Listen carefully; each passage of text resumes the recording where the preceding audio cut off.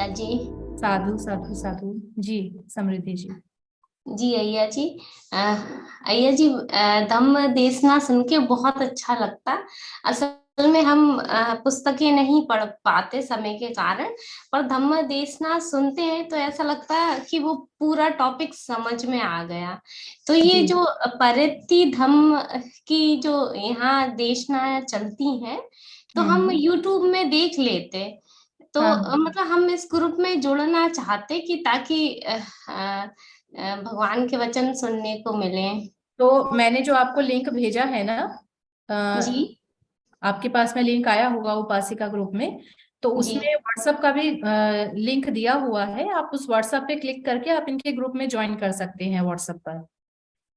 जी अय्या जी। ठीक है। Doctor Sanjay ji, please unmute mic. Hello. हाँ जी, बोलिए। हाँ, वंदा में आर्य जी। साधु साधु साधु। हाँ, आर्य जी, actually the way you explained all these things were very good and clear. And personally, I came to know these four facts in the life of Buddha. But I wanted to ask you one simple questions. I wanted to know what is readable. The word I cannot understand it. So if you हाँ can explain it, so it will be a very good to me. जी। Actually जब भी कोई सम्यक संबुद्ध होते हैं या अरहंतों के पास भी ये शक्ति होती है, जिसे हम कहते हैं ना, अलौकिक शक्तियां होती हैं, दिव्य शक्तियां होती हैं। तो ये साइकिक पावर्स होती हैं। तो जैसा कि भगवान के पास में बहुत सारी साइकिक पावर्स थी, तो जो रिद्धि बल है वो साइकिक पावर्स है। जो मानसिक पावर होती है, अलौकिक शक्तियां होती हैं। जब हम लोग समाधि में बैठते हैं और उस ज्ञान के स्तर को हम लोग प्राप्त कर लेते हैं, जिसे हम सम्यक विमुक्ति कहते हैं। जब हम उस ज्ञान के स्तर को प्राप्त करते हैं तो ये साइकिक पावर आ जाती है। सभी के अंदर, सभी अरहंतों के अंदर नहीं हो सकती हैं, लेकिन किसी किसी के अंदर किसी किसी क्षमता में हो सकती है।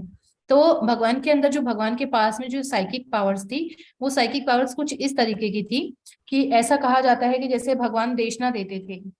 मैं उदाहरण देना चाहती हूँ। और जैसे भगवान देशना देते थे तो हम लोग जितना एक शब्द बोल पाते हैं, उतने में भगवान 128 शब्द बोल पाते थे। तो वो जो साइकिक पावर है, ये उसके कारण, और उनकी जो शब्द थे वो बिल्कुल स्पष्ट होते थे, सभी समझ पाते थे। भगवान जब देशना देते थे तो जितने लोग बैठे हैं, केवल वहीं तक भगवान की आवाज जाती थी। उसके अलावा उससे बाहर, उस बाउंड्री से बाहर भगवान की आवाज जाएगी ही नहीं। ऐसा भी एक, आज तो हम माइक लगाते हैं हर तरह से, लेकिन ऐसा भी एक साइकिक पावर का ये एक गुण है। इसी तरीके से वो अंगुलीमाल दौड़ रहा था, लेकिन भगवान के जो कदम थे वो इतने लंबे लंबे कदम थे कि वो समान गति से चल रहे थे, लेकिन उनके जो कदम थे साइकिक पावर की वजह से, वो इतने लंबे कदम थे कि वो ना दौड़ते हुए भी, समान गति से चलते हुए भी, वो जो है इस तरह से अंगुलीमाल उनको पकड़ नहीं पा रहा था। तो ये हमारे ये पावर्स होती हैं, जिसे हम सुपर नेचुरल पावर्स भी कहते हैं कई बार, कि ये सुपर नेचुरल पावर होती है। कुछ के पास में नेचुरल पावर होती है, लेकिन ये सुपर नेचुरल पावर है। तो ये अलौकिक जो है, मानसिक जो है, ये ऐसी कुछ शक्तियां होती है जिसे हम आध्यात्मिक शक्ति भी कह सकते हैं, स्पिरिचुअल पावर्स भी हम कह सकते हैं इसे। Thank you, Arya ji. I think it is in programming of the mind.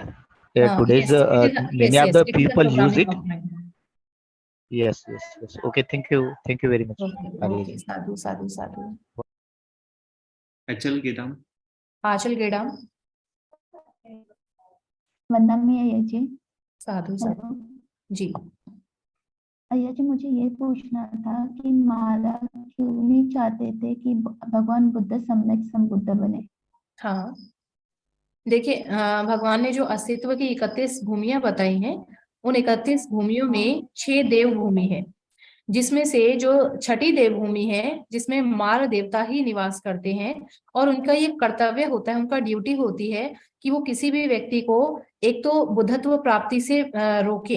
क्योंकि मार का काम ही है कि वो चुनौती देना किसी भी बोधिसत्व को, कि वास्तव वास्तव में ये तैयार है या नहीं है बुद्धत्व को प्राप्त करने के लिए। वो एक तरह से टेस्ट करने के लिए आते हैं। तो उनकी ये ड्यूटी होती है, उनकी ड्यूटी ये प्रोवाइड उनको कराई गई है, एक तरह से उनका कर्तव्य है। तो उनका ये एक तो ये है कि वो बुद्धत्व प्राप्ति से पहले बुद्ध को चुनौती देने के आते हैं, बोधिसत्व को चुनौती देने के लिए आते हैं कि वो किस प्रकार से जो है उनको हरा करके वो बोधि ज्ञान को प्राप्त कर सकते हैं। कि उन्हें अब जैसे हम लोग अगर बैठेंगे तो हम लोगों को मार आसानी से हिला सकती है, तो वो चेक करने के लिए आता है, ये उनका काम होता है। दूसरा, जब कोई भी बोधिसत्व बोधि ज्ञान को प्राप्त कर लेते हैं, तो बोधि ज्ञान को प्राप्त करने के पश्चात वो उनसे महापरिनिर्वाण की याचना करने भी आते हैं कि अब आपने बोधि ज्ञान को प्राप्त कर लिया है, तो अब आप महापरिनिर्वाण को प्राप्त करें। तो वहां भगवान उनको कहते हैं कि जब तक मैं चतुपरिसा का निर्माण नहीं कर लेता, जब तक मैं भिक्खु संघ, भिक्खुनी संघ, उपासक संघ और उपासिका संघ का निर्माण नहीं करता, तब तक मैं महापरिनिर्वाण को प्राप्त नहीं करूंगा।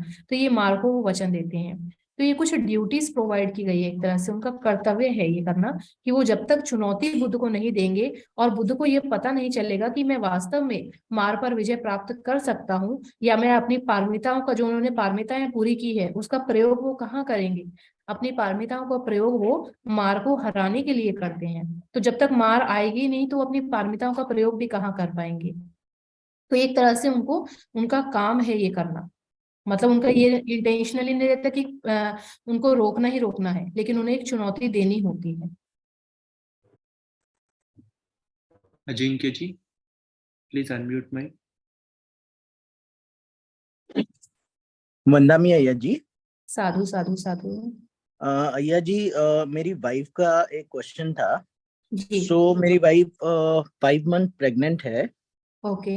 एंड वो उपोषक धारण करती थी जब वो प्रेग्नेंट होने के पहले। जी। एंड अभी उन्हें जानना है कि अभी वो किस तरीके से उपोषक शील पालन कर सकती है, यानी 5 शील पालन करना है, 8 करना है या 10 करना है। तो उसके ऊपर अगर आप थोड़ा क्लैरिटी हमें दे देंगे तो मतलब बेहतर होगा। जी जी। वैसे हम लोग कोशिश करें कि हम लोग जितने भी सत्र करते हैं तो हमारे जो प्रश्न हो वो विषय से संबंधित हो, लेकिन आपका प्रश्न क्योंकि विशेष है, गर्भवती महिला के लिए है और अंगुलीमाल का संदर्भ मैंने यहाँ दिया था। तो देखिए, उपोषण जो धारण किया जाता है वो पंचशील में नहीं किया जाता है। पंचशील आपके डेली के लिए होता है, नियमित रूप से होता है, प्रतिदिन के लिए होता है। लेकिन उपोषण जो धारण किया जाता है वो महीने में 4 दिन आपका दोनों पक्ष की अष्टमी और पूर्णिमा और अमावस्या पे धारण किया जाता है। गर्भवती महिलाओं के लिए सबसे बड़ी जो समस्या होती है वो होती है छठे नियम की, भोजन को लेकर के।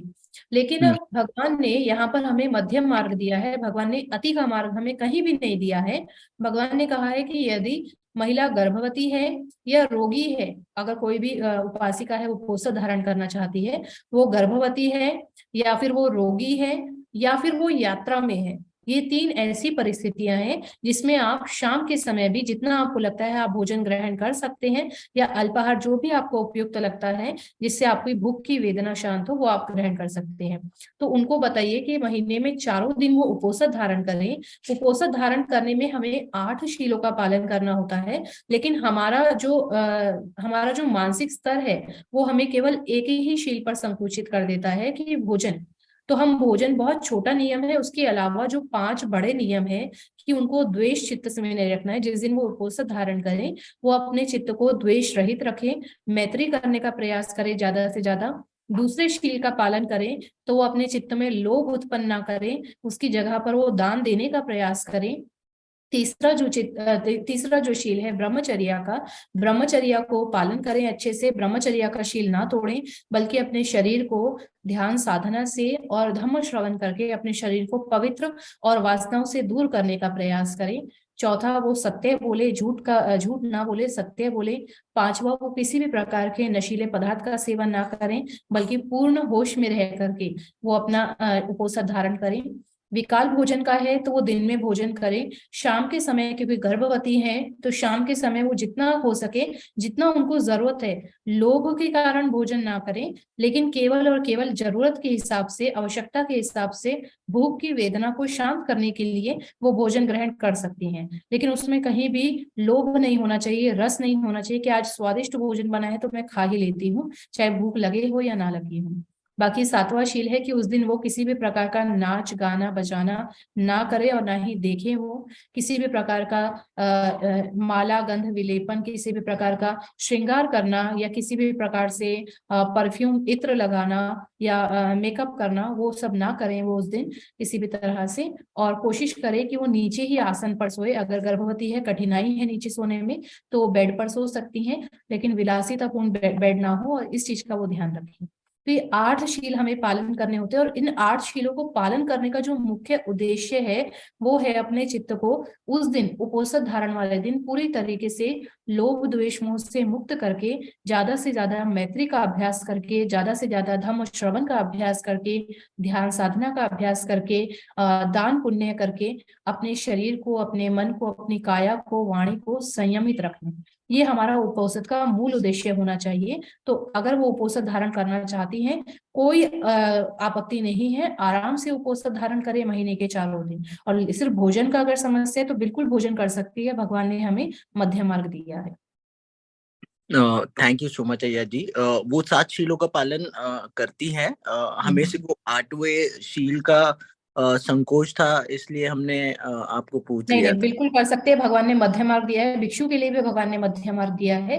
यदि भिक्षु भी, हमारा तो 12 महीने का हमारा विकाल भोजन का नियम है, लेकिन यदि हम लोग भी रोगी हैं या फिर यात्रा में हैं, तो भगवान ने हमें नियम दिया है कि हम लोग भी भोजन कर सकते हैं। क्योंकि भगवान पहले जब शामनीर से उन्होंने प्रश्न पूछा, एक नाम की ऐसा क्या है जो पूरे विश्व में एक है, तो उन्होंने कहा सब्बे सत्ता आहार अतिथि का, सभी सत्व जो है वो आहार पर आश्रित है। तो आहार बहुत जरूरी है।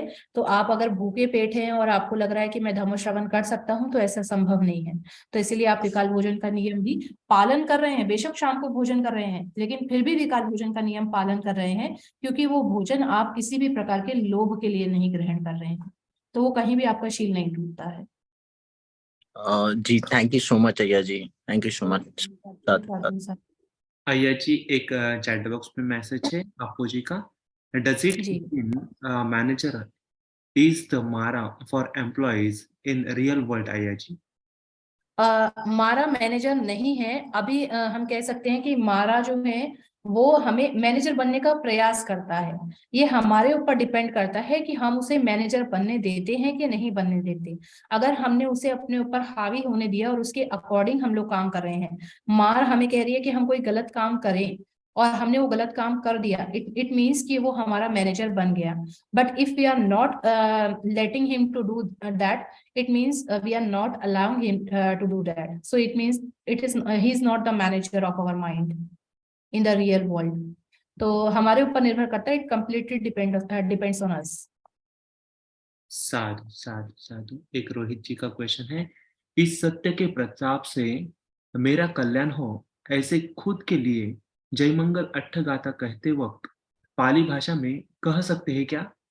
जी बिल्कुल कह सकते हैं। जैसे हम लोग लास्ट लाइन में बोलते हैं, तं तेजसा भवतु ते जय मंगलानी, तो जो ते आ रहा है उसकी जगह हम लोग में कह सकते हैं, तं तेजसा भवतु में जय मंगलानी। तो जब हम में कहते हैं तो इसका मतलब हम स्वयं के लिए कह रहे हैं, लेकिन भवतु ते जय मंगलानी कहते हैं तो हम दूसरे के लिए कह रहे हैं। जी प्रभु। मेरा एक प्रश्न है अय्या जी। हाँ जी।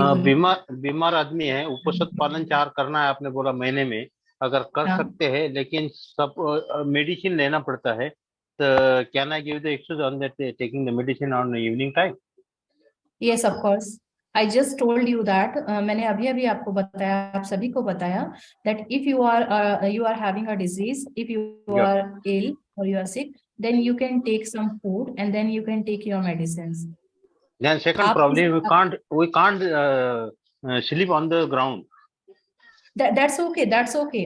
The main aim of keeping uposatha is to clear your mind, is to purify your mind. अगर आप भोजन कर रहे हैं, मैंने अभी बताया कि आपके घर में बहुत पकवान बना है, बहुत स्वादिष्ट भोजन बना है, और इसीलिए आप भोजन कर रहे हैं और आप बहाना दे रहे हैं कि नहीं हम रोगी हैं इसीलिए हम कर रहे हैं, तो वो इसका मतलब आपके चित्त में लोभ उत्पन्न हुआ रस को देख करके, तो वहां पर आपका शील टूटता है। लेकिन जहां पर आप केवल और केवल अपनी समस्या के कारण वहां पर भोजन ग्रहण कर रहे हैं, तो वहां आपका शील नहीं टूटता है। और इसके अलावा जो दूसरी चीज है आपका ऊंचे आसन पर सोना, तो वहां पर भी आपकी मजबूरी है, क्योंकि आपको जो है अगर शरीर में किसी तरह की पीड़ा होती है, भगवान का जो मार्ग है वो अति का मार्ग नहीं है, मैं बार बार कहती हूँ, मध्यम मार्ग है। आप केवल इसलिए अगर कोई व्यक्ति अगर कहे कि मैं जमीन पर नहीं सो सकता क्योंकि मुझे विलासितापूर्ण बिस्तर पर सोने की आदत है, नरम गद्दे होने चाहिए उस पर सोने की आदत है, तो ये उसका कारण नहीं हुआ, वहां वो शील का उल्लंघन करता है। लेकिन अगर कोई व्यक्ति किसी समस्या के कारण वो जमीन पर नहीं सो पाता है और वो बेड पर सोना चाहता है, दैट कंप्लीटली ओके, आप ऐसा कर सकते हैं। लेकिन आप चित्त में हमेशा यही धारण कीजिए कि आप किसी मजबूरी वश, क्योंकि रोगी होने के कारण आप ऐसा करते हैं, और रोगी के लिए भगवान ने बहुत सारी चीजें जो है वो डिस्काउंट दिया है भगवान ने एक तरह से रोगियों के लिए। तो आपका जो जब आप उपोषणशील धारण करते हैं, तो उसमें जो ऊपर के 5 शील हैं वो मुख्य रूप से हैं, उसे आप किसी भी परिस्थिति में पालन करने का प्रयास करेंगे, उसे आप नहीं तोड़ेंगे। बाकी जो नीचे के 3 शील हैं उसे आप बहुत अगर विकट परिस्थिति है तो आप उसे तोड़ सकते हैं, तोड़ना भी नहीं कहेंगे, लेकिन उसके प्रति आपके चित्त में कोई भी लोभ द्वेष मोह उत्पन्न ना आए, समय परिस्थिति के अनुसार कई बार हम कर सकते हैं। जैसे कि अगर इसमें एक और आता है नच गीत वादित आता है कि आप नाचना गाना ना तो आपको करना है और ना ही आपको देखना है, ना ही आपको सुनना है। लेकिन कई बार होता है कि हम जहाँ विहार में रहते हैं या हमारे घर में रहते हैं, तो पास में ही कोई शादी है, कोई कार्यक्रम है, तो वो हमें करना होता है, हम लोग उसके ना चाहते हुए भी हम लोग उस गाने को सुन रहे हैं, तो वहां पर हमारे शील नहीं टूटता है। तो ये जो नीचे जी के 3 शील हैं, इसे हम समय परिस्थिति के अनुसार ये ऊपर नीचे हो सकते हैं, लेकिन उनके प्रति कभी भी चित्त में किसी भी प्रकार का लोभ द्वेष मोह उत्पन्न नहीं होना चाहिए। बाकी ऊपर के 5 शील तो हमें निश्चित रूप से पूरी तरीके से प्रयास करना चाहिए पालन करने का। जी ओके ठीक है, तो आपका शील धन्यवाद नहीं टूटता है। साधु साधु धन्यवाद साधु। अय्या जी धन्यवाद धन्यवाद भैया जी क्या 2 क्वेश्चन है ले सकते हैं? जी बिल्कुल। साधु साधु साधु। आशा जी आशा जी कहते हैं कि स्टूडेंट को कैसे स्टडी से दूर करके मार अपने काम करता है?